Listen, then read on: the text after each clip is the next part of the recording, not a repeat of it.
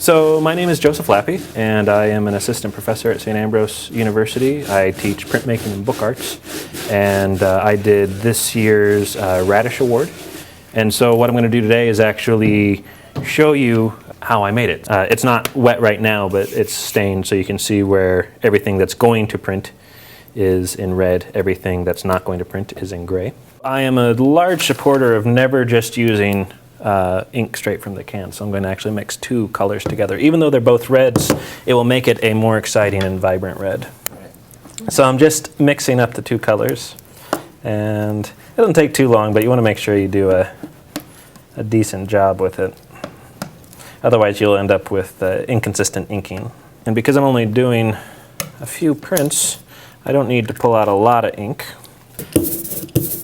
I tend to say there's two ways to tell when you have a good amount of ink on your ink slab. One, you want to look for this kind of velvety tone. When I pull this down, it should switch color tones as I move. So a little lighter on the way down, a little darker on the way up. And then I also listen for the kiss. And I tend to say you want to hear a second date kiss, not an eighth date kiss, meaning you don't want it to be really slurpy. And you want to be careful not to over ink it, because then the print will end up looking gummy or loose, really soft. The ink will sink down into the light areas, the negative space, the spots that you don't want any ink to occur.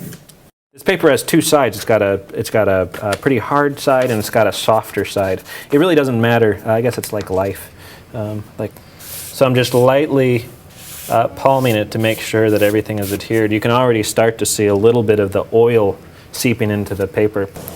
This has a couple of hundred of small ball bearings on it, so it allows the pressure to be greater than if I was just doing it with my palm, because it's metal onto the linoleum. And it rotates, so it moves across the paper pretty easily. I am going to just lift up the side and make sure that everything has transferred appropriately. And we have our finalized print. So we'll cut this down to the edges, and we'll wait till it dries. And then after it dries, we'll actually adhere it to a piece of bookboard so it's stiff instead of just being this flimsy paper. The bookboard will allow it to be stiff. Then we'll paint the back of it red, put some shellac on it, and call it done.